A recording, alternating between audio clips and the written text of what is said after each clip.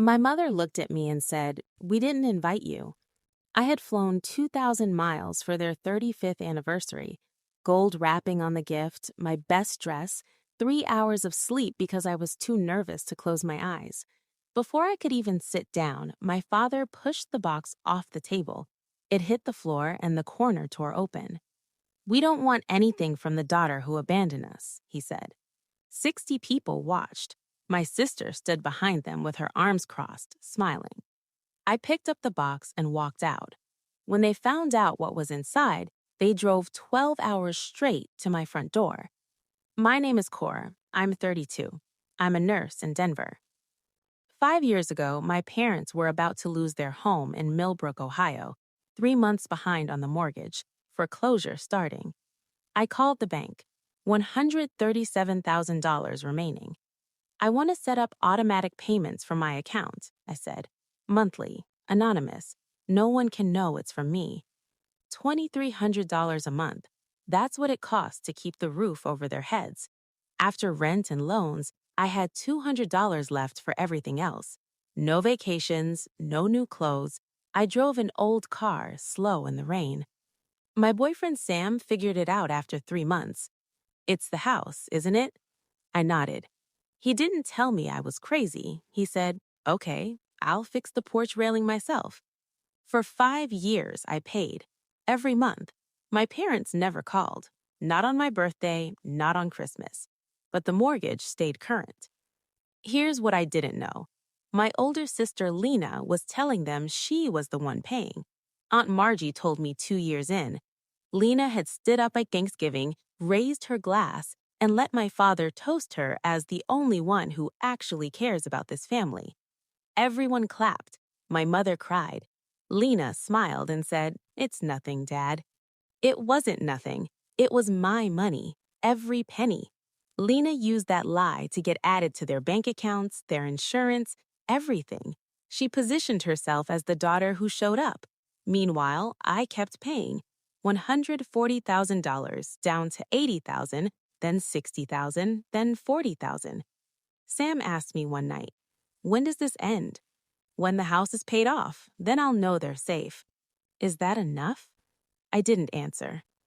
The final payment cleared in September, $137,412 total, 5 years. The house was free and clear. 2 weeks later, I saw the post, Lena on Facebook, planning mom and dad's 35th anniversary party, family only. No message to me, no call, no text. I called her. "When should I book my flight?" "Oh, I didn't think you'd want to come." "It's their anniversary." "Dad doesn't want any awkwardness." "Did Dad say that or did you?" Long pause. "You haven't been around. People will ask questions." "Let them ask. I'll be there." I hung up. That night, I called the bank. "I need the mortgage satisfaction certificate and a full statement of every payment, my name, my account, everything." The package arrived. Inside, the payoff certificate. Behind it, 60 pages of transaction records, my name on every single one. I also wrote a letter, 1 page. It took me 4 tries to get through it without crying. I put everything in a box, wrapped it in gold paper, my parents' wedding color. I thought she'd remember. I flew to Columbus, drove to Millbrook, turned onto Maple Drive at 4:15. Balloons on the mailbox, a banner across the porch, cars everywhere. I walked inside with the box. The room went quiet. Aunt Margie saw the box and her hand froze. She knew. Lena was mid-toast. "I'm so grateful I could give back to you both, especially with the house." Then she saw me, walked over. "What are you doing here? You should go." I kept walking toward my parents. Mom spoke first. "We didn't invite you. Your sister planned this." I set the box on the table. Dad stared at it. Then he pushed it off.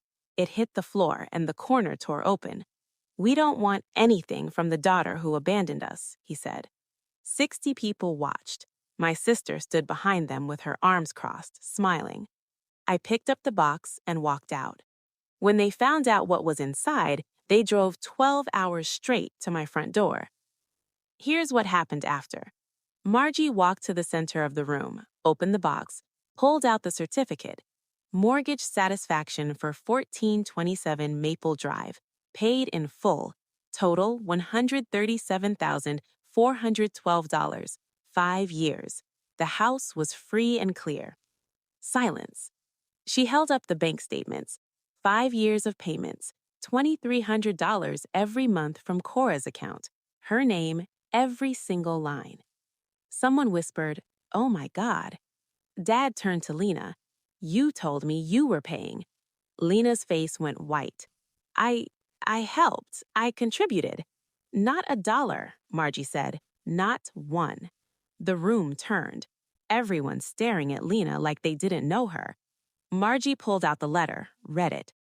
"Mom and Dad, I know you think I left because I didn't care, but I left so I could take care of you from where I was strong enough to. This house is yours. I just made sure nobody could take it away. I love you. I always have, even when you didn't see me." Mom reached across the table and pressed her fingers against the letter. Dad sat with his head in his hands.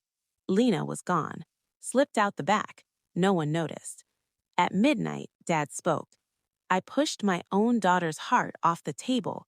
Mom put her hand over his. "Then we drive. We leave now." At 3 a.m., they got in the pickup and drove west, 12 hours to Denver.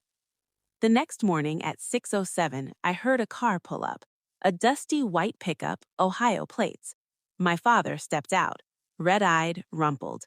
My mother came around with the box, rewrapped, the torn corner patched. They stood at the end of my walkway. Then my father spoke. "I'm sorry, Cora."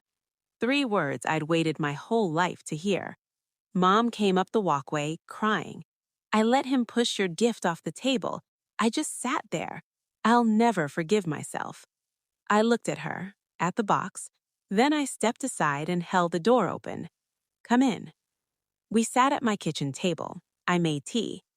"I love you," I said, "but I won't go back to being invisible." Dad nodded, didn't argue. "I need you to call me regularly, not just when something's wrong." He nodded. "I need you to never let anyone speak for me again. If you want to know how I feel, ask me, not my sister, not a neighbor, me." Dad cleared his throat. "Can I hug you?" I stood up and let him hold me. It wasn't forgiveness yet. It was a door I chose to leave open. That was 3 months ago. Dad calls every Sunday now. Mom sends handwritten cards. They flew to Denver for Christmas. Lena? I didn't cut her off. I just stopped chasing. If she wants to be in my life, she knows where to find me. But she doesn't get to rewrite the story anymore. Sam asked me one night, "Was it worth it? All 5 years?" I set a plate on the rack. The lesson is simple. Don't let anyone convince you your kindness makes you weak. And don't let anyone else narrate your story. I didn't win my parents back with money. I won them back by refusing to disappear. My name is Cora. I'm 32. Sometimes the people who make the least noise carry the most weight. And that's enough.